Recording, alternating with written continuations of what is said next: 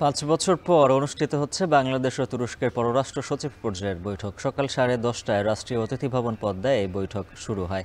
বৈঠকে বাংলাদেশের পক্ষে পররাষ্ট্র সচিব আসাদ আলম সিয়াম এবং তুরস্কের পক্ষে নেতৃত্ব দেন দেশটির উপ-পররাষ্ট্রমন্ত্রী বেরিস একিনোসি। বৈঠকে উভয় দেশের মধ্যে বাণিজ্য, প্রতিরক্ষা, সহযোগিতা ও রাজনৈতিক সম্পর্ক গভীর করতে আলোচনা হয়। এছাড়া তুরস্কের উপ-পররাষ্ট্রমন্ত্রী বিকেলে পররাষ্ট্র উপদেষ্টা মোহাম্মদ তৌহিদ হোসেন ও অন্তর্বর্তী সরকারের প্রধান উপদেষ্টা ডক্টর মোহাম্মদ ইউনূসের সঙ্গে সাক্ষাৎ করবেন। এর আগে সফরের প্রথম দিন সোমবার বেরিস একিনোসি বিএনপি, জামায়াত ইসলামী, জাতীয় নাগরিক পার্টির নেতাদের সঙ্গে আলাদাভাবে বৈঠক করেছেন।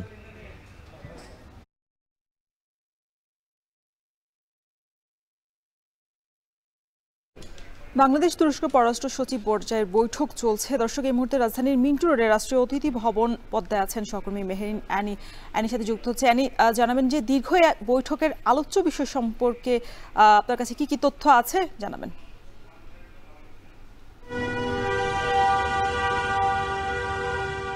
রওশন, ৫ বছর পর চতুর্থ দফায় বাংলাদেশ ও তুরস্কের পররাষ্ট্র সচিব পর্যায়ের বৈঠক চলছে এবং এখন পর্যন্ত কিন্তু সেই বৈঠকটি চলমান রয়েছে বলে জানা গেছে। এবং আজকে এই বৈঠকটি সকাল 10:30 নাগাদ শুরু হয়েছে এবং এখন পর্যন্ত সেটি চলছে। আর এবারের এই বৈঠকটি বলা যায় যে 5 বছর পর যেহেতু হচ্ছে, তো এটি অনেকটা বাংলাদেশ আর তুরস্কের মধ্যে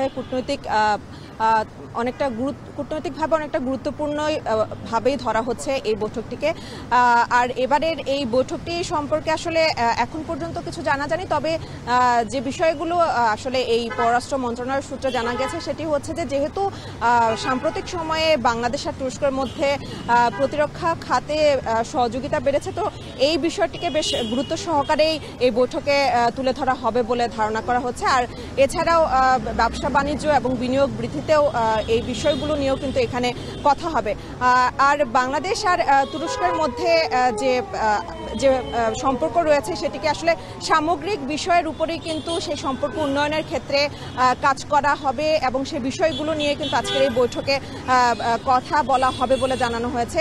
আর এছাড়াও আপনি জানেন যে তুরস্কের সাথে বাংলাদেশের এই 5 বছর পরে যেহেতু এই বৈঠকটি হচ্ছে, তো সেক্ষেত্রে তুরস্কের সাথে যে বাংলাদেশের যে সম্পর্কগুলো রয়েছে, ব্যবসা বাণিজ্য, শিক্ষা, প্রযুক্তি, বিভিন্ন বিষয়ে কিন্তু আজকের এই বৈঠকে কথা হবে এবং সবথেকে বেশি গুরুত্ব দেওয়া হচ্ছে যে নিরাপত্তা এবং প্রতিরক্ষা খাতের ব্যাপারে। আর এছাড়াও যদি বলি আঞ্চলিক বিষয়গুলো নিয়ে যে বিষয়গুলো রয়েছে সে বিষয়গুলো নিয়েও আলোচনা হবে। তার মধ্যে সবথেকে বেশি রয়েছে যে বিষয়গুলো রয়েছে সেটা হচ্ছে দক্ষিণ এশীয় যেসব দেশগুলোর যেসব সংকটগুলো রয়েছে, এছাড়া গাজার যে বিষয়গুলো রয়েছে সেগুলো নিয়েও কিন্তু এখানে আলোচনা হবে। এছাড়াও রোহিঙ্গা সংকট যে সমাধান সেগুলো নিয়ে এই বিষয়ে এখানে কথা হবে। যেহেতু অনেকদিন পরে এখানে আসলে অনেক বছর পর বৈঠক হয়েছে, তো সেক্ষেত্রে এখানে কূটনৈতিকভাবে এটাকে বেশ তাৎপর্যপূর্ণ ধরা হয়েছে। এছাড়া প্রথম দিনে 2 দিনের সফরে কিন্তু প্রথম দিনে দেশের 3টি রাজনৈতিক দলের সাথে কিন্তু এই তুরস্কের উপপররাষ্ট্র মন্ত্রী কথা বলেছে। তো সেক্ষেত্রে আজকের এই আসলে বৈঠক শেষে জানা যাবে